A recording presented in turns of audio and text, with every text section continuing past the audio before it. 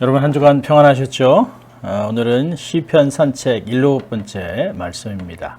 시편 7편의 말씀을 봉독해 드립니다. 여호와 내 하나님이여, 주께 피하오니 나를 쫓는 모든 자에게서 나를 구하여 건지소서. 건전할 자 없으면 저희가 사자같이 나를 찢고 뜯을까 하나이다. 여호와 내 하나님이여, 내가 이것을 행하였거나 내 손에 죄악이 있거나 화친한 자를 악으로 갚았거나 내 대적에게 무고히 빼앗았거든 원수로 나의 영혼을 쫓아 잡아 내 생명을 땅에 짓밟고 내 영광을 진토에 떨어뜨리게 하소서. 셀라. 여호와여, 진노로 일어나사 내 대적들의 노를 막으시며 나를 위하여 깨소서. 주께서 심판을 명하셨나이다. 민족들의 집회로 주를 들게 하시고 그 위 높은 자리에 돌아오소서.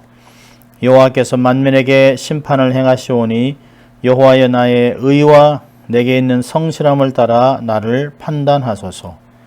악인의 악을 끊고 의인을 세우소서. 의로우신 하나님이 사람의 심장을 감찰하시나이다. 나의 방패는 마음이 정직한 자를 구원하시는 하나님께 있도다. 하나님은 의로우신 재판장이시며 매일 분노하시는 하나님이시로다. 사람이 회개치 아니하면 저가 그 칼을 가르시며 그 활을 이미 당기어 예비하셨도다. 죽일 기계를 또한 예비하시며 그 만든 살은 화전이로다. 악인이 죄악을 해산하며 자녀를 잉태하여 괴휴를 낳았도다. 저가 웅덩이를 파 만드며 죄가 만든 함정에 빠졌도다. 그 자네는 자기 머리로 돌아오고 그 포학은 자기 정수리에 내리리로다. 내가 여호와의 의를 따라 감사하며 지극히 높으신 여호와 이름을 찬양하리로다. 아멘.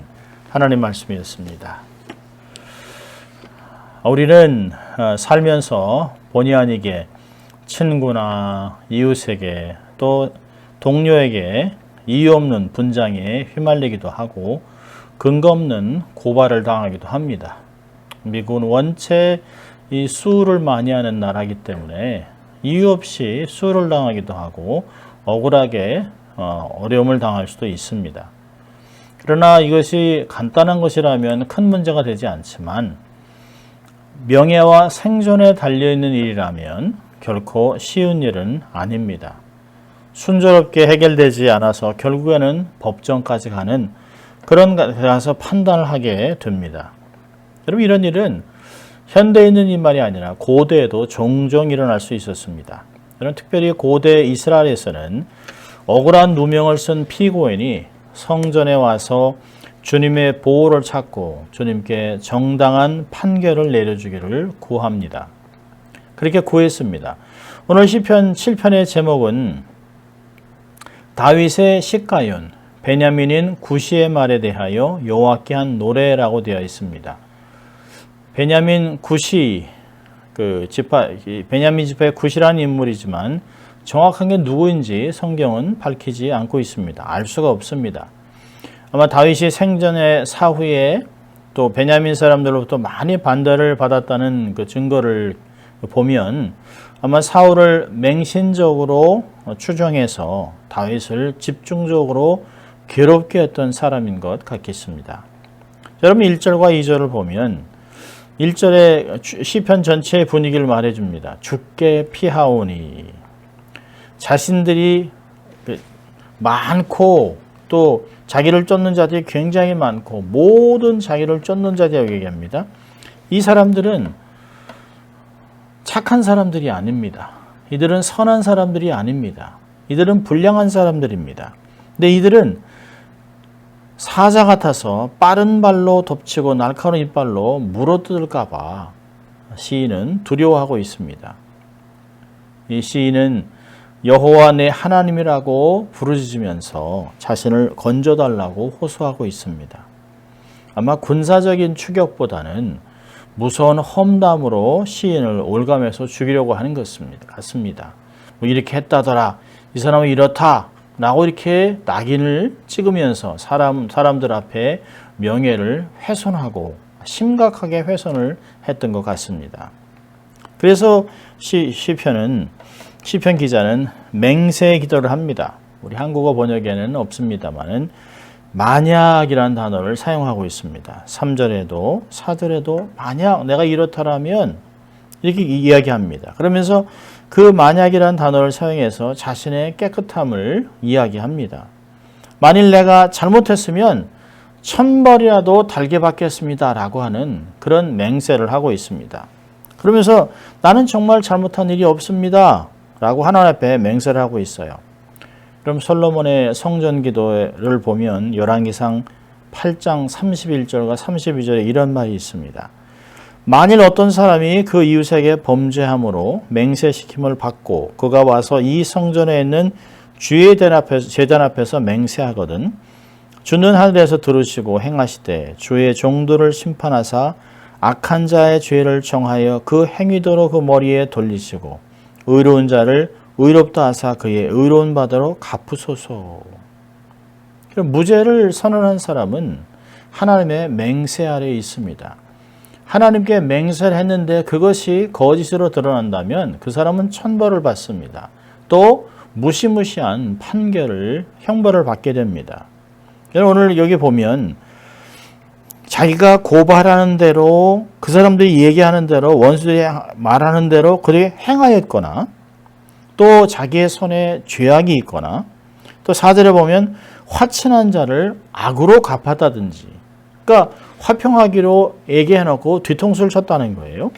또 아무 이유 없이 대적의 재산을 강탈했다면 원수의 핍박을 달게 받겠다고 맹세하고 있습니다. 그러면서 이런 저주를 합니다. 원수로 나를 쫓아 잡게 하십시오. 내 생명을 땅에 짓밟게 하십시오. 내 영광을 진토에 떨어뜨리게 하십시오. 라고 얘기하고 있습니다. 내가 결백하지 않다면 하나님 나를 저들이 원하는 대로 저들의 손에 넘기시고 저들이 원하는 대로 나에게 징계를 해달라고 하는 그런 무서운 기도를 하고 있습니다. 여러분 한국 사람들도 가끔 이런 그 말을 하지 않습니까? 자기의 결백을 입증하기 위해서 내가 정말 그렇다면 내가 목숨을 걸겠다. 내 손에 장을 지지겠다. 내가 정말 그렇다면 난 사람이 아니다. 이런 말로 하기도 합니다. 그렇지만 그 맹세가 거짓으로 드러나서 참 씁쓸한 때도 많이 경험하게 됩니다. 그러나 정말 자기의 결백을 주장할 방법이 없으니까 자기의 목숨을 걸었던 것을 우린 가끔 보게 됩니다. 어린아이가 어린아이 집에서 계속 추행을 당했다고 해서 엄마가 학교에 원장을 고발을 했습니다. 근데 유치원 원장은 자기는 한 번도 그런 적이 없다. 도저히 CCTV도 없고 그러니까 자기의 목숨을 담보로 삼았습니다. 내가 목을 걸겠습니다. 내가 결사적으로 했는데요. 그 엄마의 이혼한 남편이 그 엄마가 자기 아이를 학대하고 여러 번 그랬다는 것을 이야기하면서 그래서 자기가 그 아이를 스스로 키우려고 몇 번 법정으로 고소했던 것이 나중에 밝혀져서 결국은 그 어머니가 아이를 학대하는 것을 법정에서 밝혀낸 것을 기사로 본 적이 있습니다. 그럼 사람들이 증인이 있다면 쉽게 일이 풀릴 수 있지만 아무 증인도 없고 나의 결백을 풀어줄 사람이 없는 상태에서 사람들은 가끔 자기의 목숨을 담보로 삼고 맹세를 할 때가 있습니다. 시편 기자도 그렇게 맹세를 하고 있습니다. 하나님 내가 정말 이 사람들의 말대로 그렇다면 내가 그 형벌을 달게 받겠습니다. 그러면서 그런 이야기를 하면서 그 주의 판결을 호소하고 있습니다. 6절과 7절을 보면 자신이 무죄함을 맹세한 후에 공의로우신 하나님께 정당한 판단을 내려달라고 기도하고 있습니다. 그러면서 네 가지 중요한 단어를 얘기하고 있어요. 하나님 일어나십시오. 하나님 오르시옵소서. 보좌에 오르시라는 거죠. 하나님 깨소서. 하나님 판결하소서 라고 주님의 보좌에서 판결을 내려달라고 기도하고 있습니다. 그러면서 자기가 신뢰하는 하나님은 어떤 하나님인가 라는 것을 8절부터 11절까지 얘기하면서 하나님은 의로운 재판장이라 라고 얘기하고 있습니다. 여러분 주님의 심판은 무죄한 자를 신원해주고 죄 있는 자는 정죄한다라고 하는 그 생각이 그 전제에 깔려 있습니다. 시인은 물론 자기가 완전 무결하다, 완벽 100% 깨끗하다라고 이야기하는 것은 아닙니다. 그렇지만 원수들이 얘기하는, 원수들이 정죄하는 그런 것에서 자기는 무죄하다라고 하는 것을 하나님께 호소하고 있습니다. 자신이 고발하는, 정죄하는 원수 앞에서 자신의 무죄함을 밝혀달라고 얘기하고 있습니다. 이렇게 얘기할 수 있는 것은 하나님은 의로운 하나님이시고 또 사람의 심장을 감찰하시는 분이기 때문이라고 구절은 이야기합니다. 사람들은 사람의 사실 10길 물속은 알아도 사람 마음 한 길은 알 수 없다라고 얘기하지 않습니까? 그러나 하나님은 사람의 안고 섬을 알고 사람의 생각과 왜 그런 생각을 하는지 동기까지 아시는 분이라고 성경은 여러 곳에서 이야기하고 있습니다. 심장을 감찰하신다. 예레미야 17장에서도 이야기하고 있습니다. 하나님은 사람의 깊은 동기와 생각까지 다 아시기 때문에 하나님은 마음이 정직한 사람을 구원하시고 의로우신 재판장이기 때문에 이런 분이 방패가 되달라라고 기도하고 있습니다. 여러분, 방패는 방어적인 무기죠. 법적인 도움을 주는 힘을 상징하고 있습니다. 그 의인들에게는 이렇게 법적으로 의로운 재판장이시지만 악인에게는 무섭게 분노하고 심판하시는 분이라고 이야기하고 있습니다. 그러면서 자기를 고소한 악인들이 회개치 않는다면, 사람이 회개치 않는다면 하나님이 징계할 것이라고 하는 말을 12절부터 16절까지 이야기하고 있습니다. 12절에도 한국말이 없는 만일이라고 하는 이야기가 있습니다. 만일 사람이 악인이 회개하지 않으면 하나님이 칼을 준비하고 활로 그래서 징계할 준비를 하고 계시다 얘기하고 있습니다. 여러분, 그러나 하나님은 화내기를 더디하시고 긍휼이 많으시고 사람을 징계하기를 기뻐하시는 분은 아닙니다. 그리고 에스겔서 18장 23절도 보면 나 주 여호와가 말하노라 내가 어찌 악인의 죽는 것을 조금인들 기뻐하랴 그가 돌이켜 그 길에서 떠나서 사는 것을 어찌 기뻐하지 아니하겠느냐. 하나님은 모든 악인을 징계할 것을 다 준비하고 있지만 아직은 실행하지 않고 계십니다. 그러면서 기다리세요. 회개하기를 원하시고 있습니다. 주님이 아직 오지 않는 것은 모든 사람이 구원을 받기 바라시는 하나님의 마음이라고 베드로후서 3장 9절은 이야기하고 있습니다. 주님은 반드시 돌아오실 것이에요. 주님이 오심을 조금씩 어떤 면에서는 아직도 돌아올 사람들이 많이 있기 때문에 주님은 오심을 미루고 있지 않는가 하는 생각도 합니다. 하나님은 하나님 때에 오시겠지만 우리의 선조들도 다 그랬고 주님이 오실 시간이 곧 다가온 것을 우리는 피부로 느끼고 있습니다. 그럼 14절을 보면 악인을 묘사하는 말을 아주 재미있게 해놨습니다.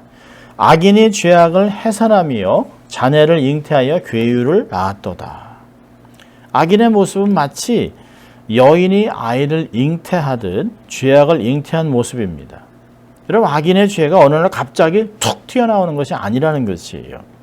죄악의 씨가 어느 순간에 뿌려지고 자기의 마음을 관리하지 못해서 그것이 뿌리를 내리고 임신이 돼서 배양에서 성장해서 그 무서운 실체를 드러내고 있는 것을 이야기하고 있습니다. 여러분, 야고보도 1장 15절에 이렇게 얘기합니다. 욕심이 잉태한 즉 죄를 낳고 죄가 장성한 즉 사망을 낳느니라. 여러분, 악은 악인으로부터 생성되는 것이에요. God is not the author of sins. 하나님이 죄의 author가 아닙니다. 평소에 생각을 잘 관리하지 못하고 거룩하게 지키지 못하면 얼마든지 이런 결과가 나타날 수 있습니다. 내가 목사이기 때문에, 내가 장로이기 때문에, 내가 직분자이기 때문에, 선교사이기 때문에 평생 모태신앙으로 살았기 때문에 아닙니다. 속지 마십시오. 우리는 우리의 마음을 잘 지키지 않으면 언제든지 무너질 수 있습니다. 우리의 마음엔 담이 없어요.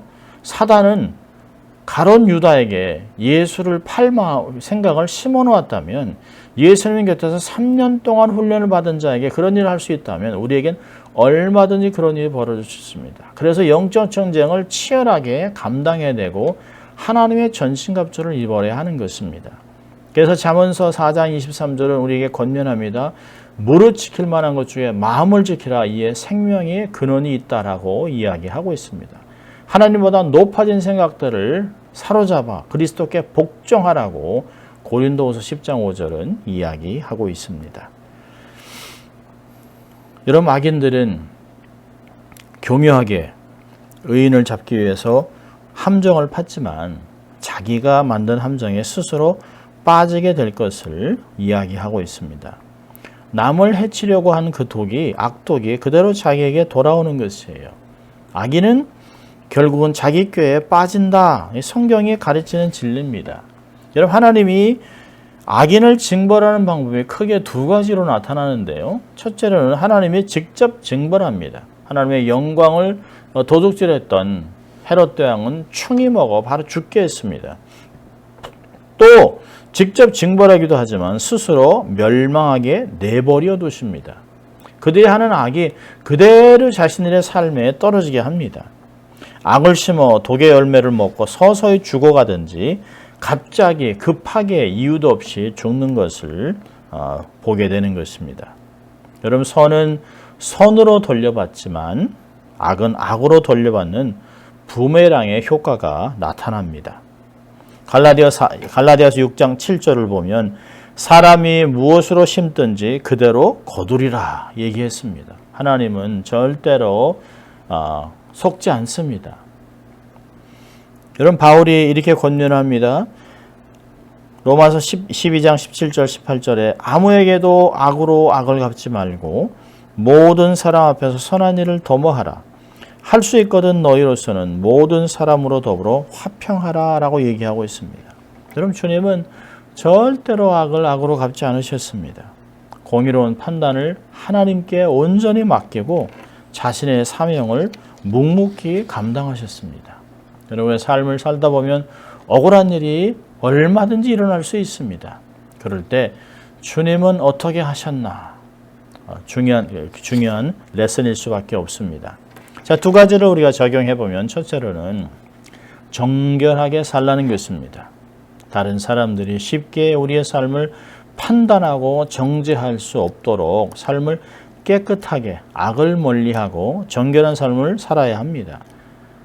깨끗한 마음으로 주를 부르는 자들과 함께 서야 되고 깨끗한 그릇이 되라고 디모데후서 2장은 우리에게 가르치고 있습니다. 깨끗한 심령으로 하나님의 공의를 구하고 늘 깨끗한 선한 마음과 거룩한 소원을 가지고 삶을 살면서 하나님과 동행해야 합니다. 고린도전서 10장 31절에 먹든지 마시든지 무엇을 하든지 다 하나님의 영광을 위하라고 하는 그 기준을 가지고 삶을 살아야 할 것입니다. 자, 두 번째로는 하나님께 맡기는 것입니다. 원수 갚는 것, 원통함, 마음의 상처, 분노, 하나님은 다 알고 계십니다. 악을 악으로 갚지 말고 사람을 쫓아다니며 원망하고 사람의 손길을 구하는 것이 아니라 힘들고 아프지만 원통한 마음을 가지고 하나님 앞에 심령을 토설해야 되는 것이죠. 눈물을 쏟고 하나님의 정의를 구하고 있다면 의로우신 하나님께서는 자신의 자녀들이 억울함 당하며 눈물 흘리는 것을 보지 못하십니다. 하나님은 속히 정확하게 해결해 주고 회복해 주실 것입니다. 하나님은 오늘도 살아계시고 어제나 오늘이나 영원토록 동일하다고 하는 히브리서 13장 8절 말씀과 같이 하나님은 우리에게 좋은 것을 주시고 우리를 도와주시고 인도하시고 축복하신 하나님입니다. 억울함 속에서도 주님과 같이 순전하게 하나님 앞에 기도하고 하나님의 뜻을 이루며 결국에는 인내함 가운데 하나님의 약속을 받아 결국은 하나님께 영광 돌리는 인생을 살아드리시기를 주의 이름으로 축원합니다. 기도하겠습니다. 하나님 아버지, 우리가 삶을 살아갈 때 보면 참 억울하고 안타까워서 속상할 때가 많이 있습니다. 그러나 이럴 때 먼저 우리의 자신을 돌아보고 숨은 죄를 회개하고 또 하나님의 도움을 구하며 하나님 앞에 우리의 심정을 토설하여 하나님의 은혜를 경험하고 하나님의 능력을 하나님의 도우심으로 결국은 회복되어 큰 영광 돌리는 저희들 될 수 있도록 주님 축복하여 주시옵소서. 감사하고 예수님 이름으로 기도합니다. 아멘. 한 주간도 승리하시는 여러분 될 수 있길 바랍니다. 사랑하고 축복합니다.